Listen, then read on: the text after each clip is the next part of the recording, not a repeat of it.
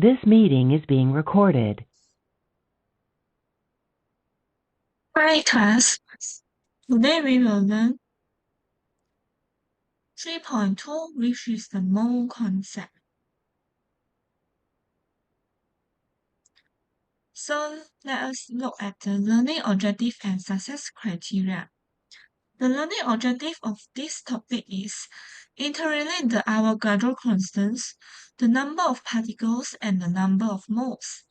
For the success criteria, we need to solve numerical problems involving the number of particles and number of moles. So first, we learn about what is mole. So according to the International Union of Pure and Applied Chemistry, IUPAC, mole is the SI unit of amount of substance. So for example, SI unit for mass is kilogram, length is meter. So for mole is mole. So 1 mole of substance contains 6.02214076 times 10 power of 23 elementary entities of the substance. So this is a fixed value, which is called Avogadro constant.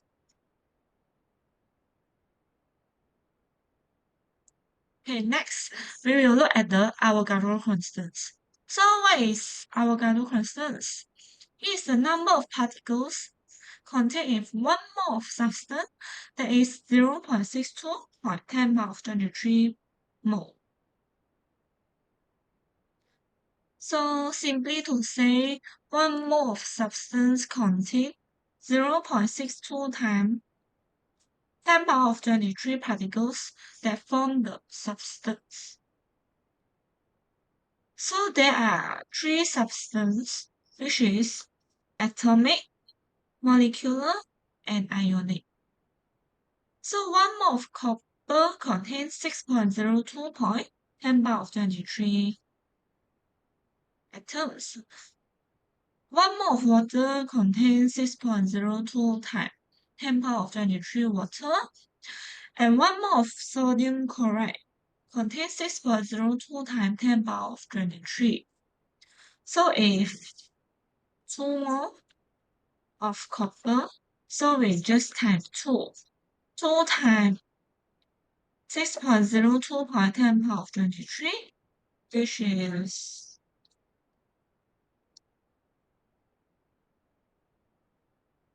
1.204 times 10 power of 24 atoms. So for atoms, molecules, and sodium chloride, we already learned at chapter 2. So students should recap on this. So next, so we will learn how to calculate the number of moles and the number of particles. So number of moles equal to number of particles divided by Avogadro constant. So normally question will give the Avogadro constant, which is 6.02 times 10 power of 23. So how do we find the number of particles? If we want to find the number of particles, we use number of moles divided by the number of particles. So let us look at the example. So we write down our formula first. The relationship between the number of moles and the number of particles.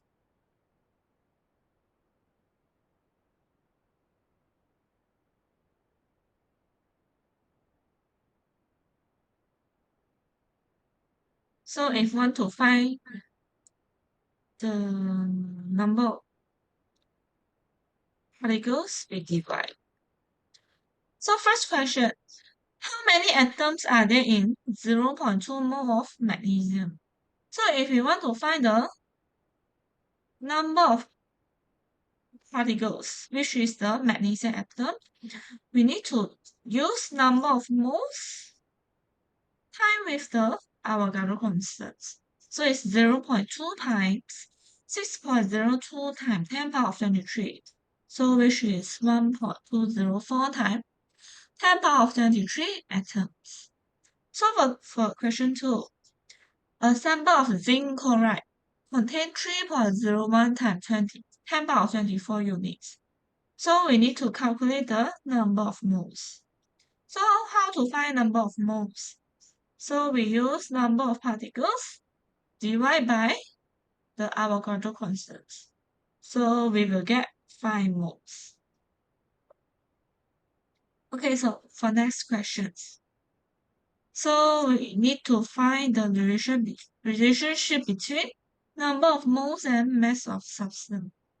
So what is molar mass? Molar mass is the mass of 1 mole of a substance. So the unit for molar mass is gram per mole. So chemists found that the value of molar mass is same with the relative mass, which is Rm. So number of moles equal to mass divided by molar mass. So now we look at the example. What is the mass of 1.5 mole of aluminium? So to find the molar mass, we need to find the molar mass first. So the question already gave, which is 27. So how to find mass? Number of moles. You want to find mass? We just times and this you write. So to find the mass of aluminium,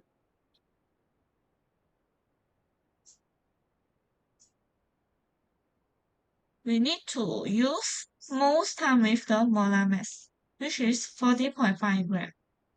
So how to find mole? So for question 2, we need to find the number of moles. First, we need to find the relative molar mass. So the question do not directly give the mass of potassium oxide, so we need to calculate ourselves. So we need to use 2 mole of potassium, so 2 times 39, and plus with 1 oxygen, which is 94. So the molar mass of potassium oxide is 94 grams per mole. So to find the number of moles, we need to use mass divided by the molar mass. So we will get 0.05 mole. So next, we will see the relationship between number of moles and volume of gas. So what is molar volume? Molar volume is the volume occupied by 1 mole of gas. So molar volume will divide to 2 conditions, which is standard temperature, pressure, and room condition. If STP, the molar volume will be 22.4, and the room condition will be 24. So give attention, the unit for molar volume is cm cube. So what is standard temperature, pressure, STP?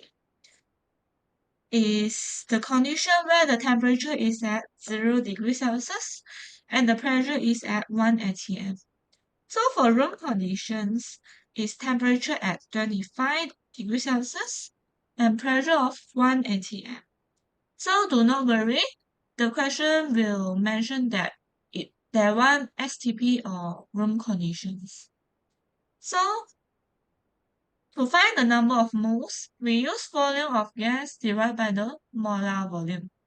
If we want to find the molar volume, we use number of moles times with the molar volume.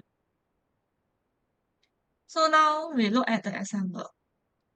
The first question is, calculate the volume of 2.2 mole of hydrogen gas at STP. So to find the volume of gas, we use number of moles times with molar volume, which is 2.2 times with 22.4. So we will get the answer. So for second question, how many moles of oxygen gas has the volume of 600 cm3 at room condition? So be careful. The unit given is cm3. So we need to change to dm3 by divide with 1000. So to find the number of moles, we use volume of gas divided by the molar volume. So we will get 0.025 moles.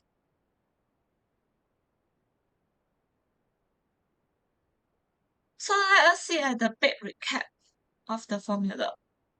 So to find the number of moles, we use mass divided by molar mass. To find the mass, we use number of moles times with the molar mass. So to find the number of moles, we use volume of gas times with the molar volume. And to find the volume of gas, we use number of moles divided by molar volume. So we need to see is STP or room conditions. To find the number of particles, we use number of moles divided by our control constants, which is 6.02 times 10 power of 23. So to find the number of moles, we use number of particles times with Avogadro constants. So we need to see the questions, need to find what's and given what's conditions.